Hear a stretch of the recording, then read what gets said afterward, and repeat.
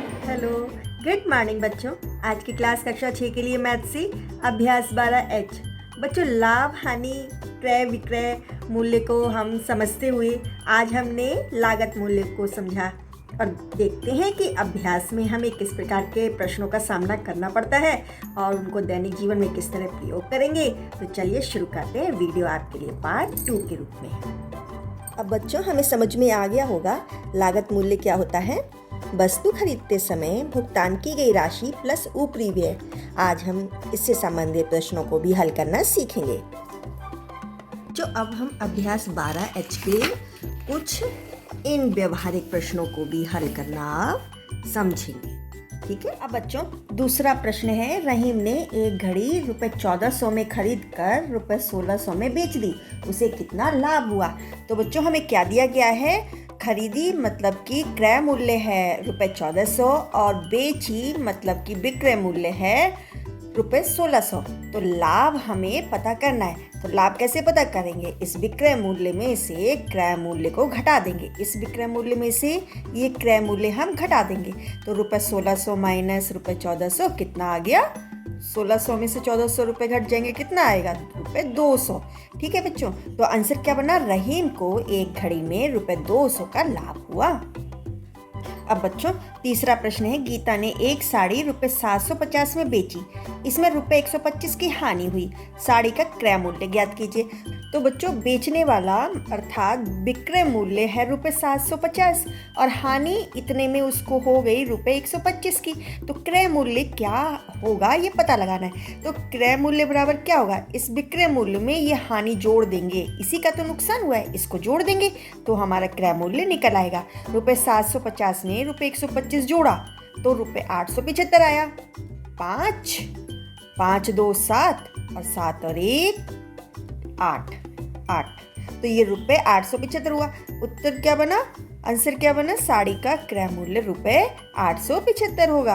अब बच्चों, चौथा प्रश्न है, एक किसान ने एक गाय रुपए 13,000 में खरीदी और उससे रुपए 2,500 की हानि उठाकर बेच दी। किसान ने गाय कितने रुपए में बेची। तो बच्चों, यहाँ पे गाय का क्रय मूल्य है रुपए 13,000 और हानि उसको हो गई है रुपए 2500 की, 2,500 की। तो विक्रय मूल्य पूछा जा रहा है, तो ये विक्रय मूल्य कैसे निकलेगा, इस क्रय मूल्य में से हानि को घटा देंगे। ठीक है, ये हानि इस क्रय मूल्य में से घटा देंगे तो हमें विक्रय मूल्य पता चल जाएगा।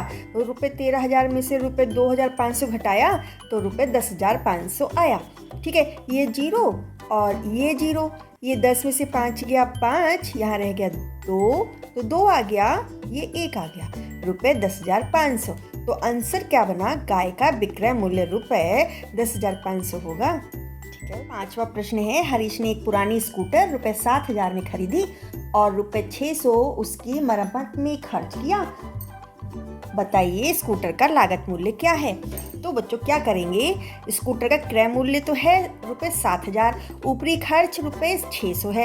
तो स्कूटर का लागत मूल्य निकालने के लिए क्या किया जाएगा, लागत मूल्य बराबर क्रय मूल्य प्लस ऊपरी व्यय, है ना। इस क्रय मूल्य में इस ऊपरी व्यय को जोड़ देंगे तो हमें लागत मूल्य पता चल जाएगी। तो रुपए 7,000 में रुपए 600 जोड़ा तो कितना आ गया, 7,600। तो आंसर क्या बना, स्कूटर का लागत मूल्य कितना हुआ, रुपए 7,600 होगा। बच्चों, छठा प्रश्न है, डेविड ने एक मकान रुपए 48,000 में खरीदा, उसने उसकी रंगाई पुताई और साज सज्जा में रुपए 2,000 खर्च किए, उसने उस मकान को रुपए 55,000 में बेच दिया।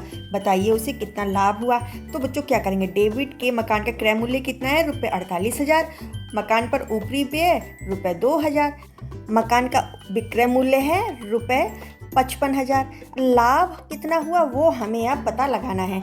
तो लागत मूल्य हम कैसे निकालेंगे, वस्तु खरीदते समय भुगतान की गई राशि में हम ऊपरी व्यय को जोड़ देंगे।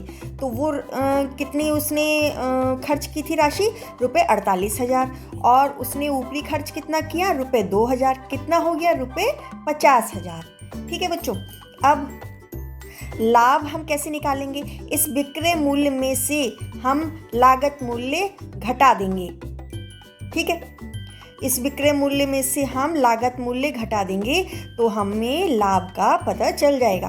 तो रुपये 55,000 में से ये लागत मूल्य रुपये 50,000 हमने घटाया तो हमें कितना मिला? रुपये 5,000। तो आंसर क्या बना? डेबिट को रुपये 5,000 का लाभ हुआ। बच्चों यहाँ पर आपकी ये वीडियो पूरी होती है। आई होप कि आपको सब समझ में आया होगा। All the best.